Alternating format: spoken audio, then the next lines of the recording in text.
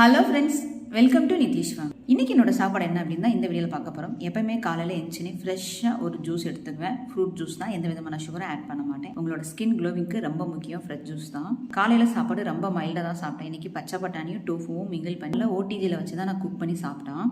மத்தியான சாப்பாடு கொஞ்சம் சாதம், பீக்கங்காய் குழம்பு, புடலங்காய் பொரியல், வெண்டைக்காய் பொரியல்.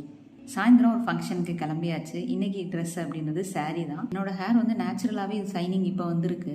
என்னோட ஹேர் வந்து லென்த் நல்லா இருக்கு, அடர்த்தி கொஞ்சம் கம்மியாகி தேங்காய் எண்ணெய் தேய்ச்சாலும் சரி, இல்லை ஆல்மண்ட் ஆயில் தேய்ச்சாலும் இந்த சைனிங் இருக்குது. ஃபங்க்ஷனுக்கு போகிறதுக்கு மாதிரி வீட்டிலேயே 2 செல்ஃபி. ஃபங்க்ஷன் எங்கேயும் வெளியே போய் சாப்பிட்ற நிலமை வருது அப்படின்னா ரொம்ப சிம்பிளாக தான் சாப்பிட்டுக்குவான் வீட்டில். அதே நேரத்தில் ஃபங்க்ஷன்லேயே ஹெவியாக சாப்பிட மாட்டான். போனனுமே வாட்டர்மெலன் ஜூஸ் கொடுத்தாங்க, செமையாக இருந்தது. குடிச்சிட்டு தான் ஃபஸ்ட்டு வேலையை பார்த்தான்.